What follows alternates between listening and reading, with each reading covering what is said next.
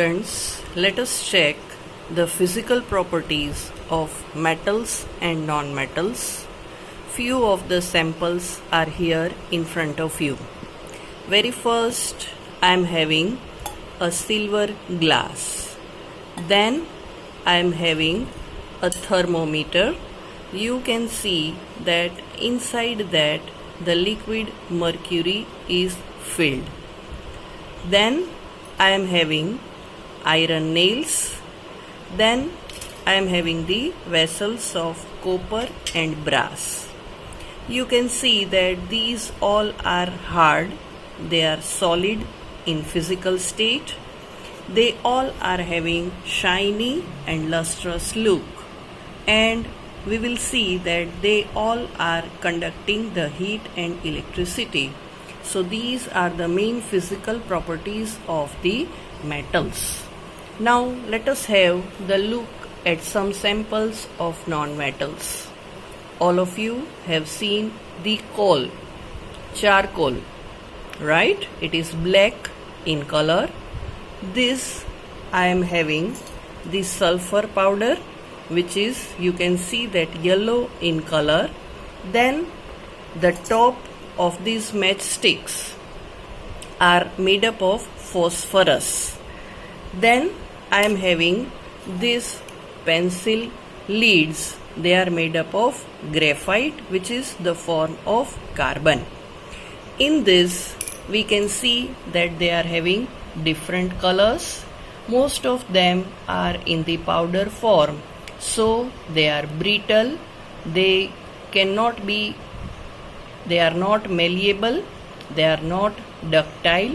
We cannot make wires or sheets from this. Let us check the conductivity, electrical conductivity of metals and non-metals. Just now I am having this copper wire, battery and LEDs.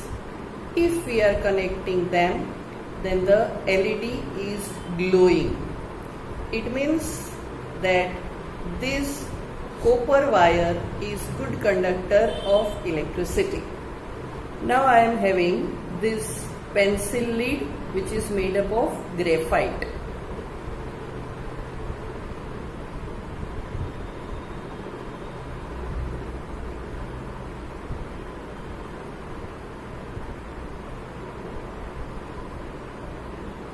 Right? In this also the LED is glowing. That means this pencil lead, which is made up of graphite, is conducting the electricity. It is non-metal, but it is exception in non-metal. Now I am trying with this wooden part.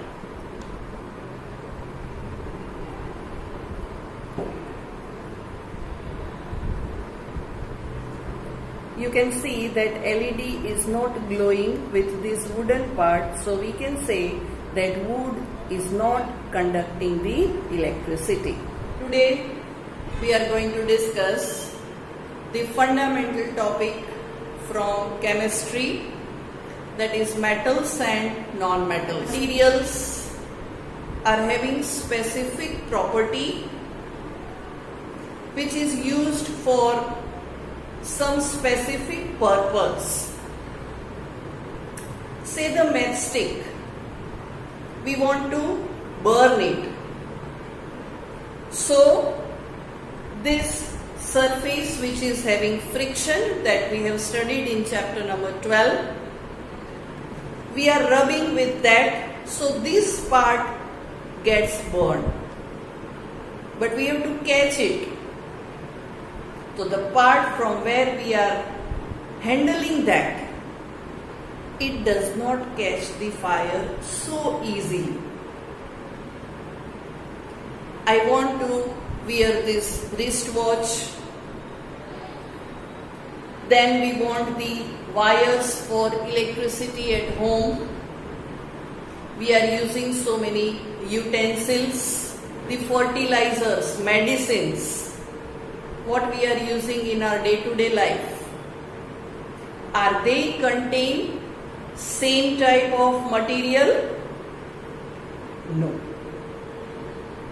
They all are made up from the material, the matter, the element which is available in nature.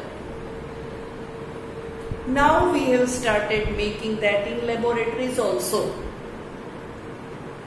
But basically we are using the material, the elements which are present in nature. We are having 92 naturally occurring elements around us. These are classified into actually three types: metals, non-metals and metalloids. Today we will talk about metals and non-metals. How we can identify that which are metals, which are non-metals? We can see that from outside, physically. So there are few properties which are known as physical properties. Properties are the characteristics. Say height of someone, eyes, vocal. These are the characteristics. And commonly we are having property. So the physical properties of metals and non-metals is the topic for today. You have seen few activities. In that you have seen thermometer, LED, some pieces of metals, some powders like sulfur, coal. We had tried to check these different properties for that materials. And conclusion of that we are tabulating over here in the form of physical properties of metals and non-metals. The first property we are having physical state. We are having three types of physical states: solid, liquid and gas. Out of these, most of the metals except mercury, all are present in solid state. Mercury is found in the liquid state. And as a result, we can make the thermometers from that, as we can feel it into glass tube. Non-metals are normally found in liquid or gaseous state, and very few are found in solid state also. In nature, we are having total only 18 non-metals. Rest of all are metals. Then second property of the metals and non-metals which we can check, that is appearance. How it look like. So gold, silver, copper, magnesium, aluminium, zinc. These all are the examples of metals. And from this you can understand that most of the metals are having the shiny silvery color. Gold is having yellow color, copper is having reddish brown color. But all are having shiny look, they are lustrous. While non-metals are having different colors and they are dull in appearance. Then the next property, hardness. Obviously solid state is hardest. So the metals are found in the solid state and that's why they are hard. Except sodium and potassium. They are so soft that it can be cut with knife also. But rest of the metals are very hard. While non-metals, most of them are in liquid state, they are in the gaseous state, so they are very soft. Based on the hardness, we are having two more properties of metals and non-metals. First is malleability. Malleability means the property by the virtue of which we can beat the metal into very thin sheets. And the second property, that is ductility. That means by the virtue of ductility, we can draw very thin wires from the metals. So ductility to make wires and malleability to make sheets, thin sheets, foils. Metals are malleable and ductile because you are aware of aluminium foil, which we are using for wrapping the food items. You might have seen the silver layer on the sweets. So we can make very thin foils or sheets from the metal, so they are malleable. In the ornaments, in the electricity, as I said just now, the wires are used, and the property by which we can make wire is ductile, so all the metals are ductile also. But the non-metals, they are brittle and they are non-ductile. The next property, that is sonority. That means to make ringing sound.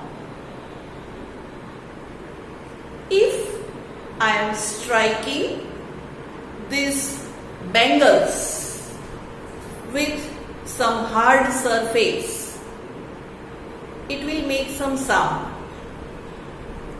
But this pencil lead or the coal powder or the sulfur powder, iodine, chlorine, if I will strike them, will they make any sound?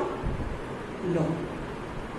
So metals are producing ringing sound, that means they are sonorous.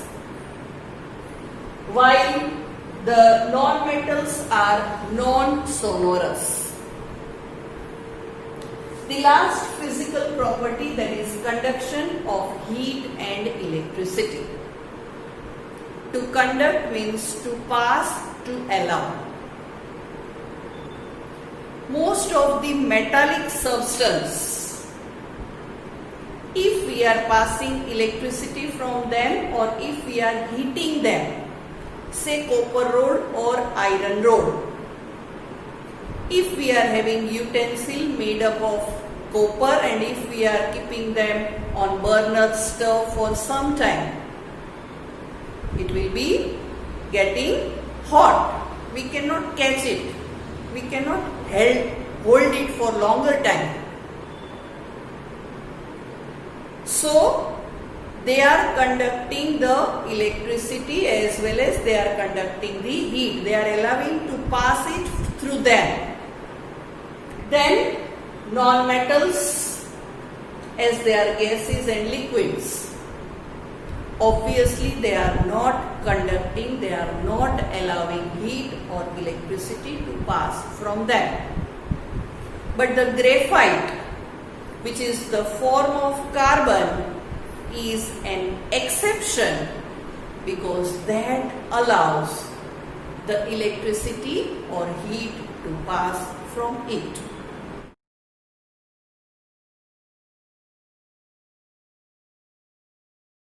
आभार।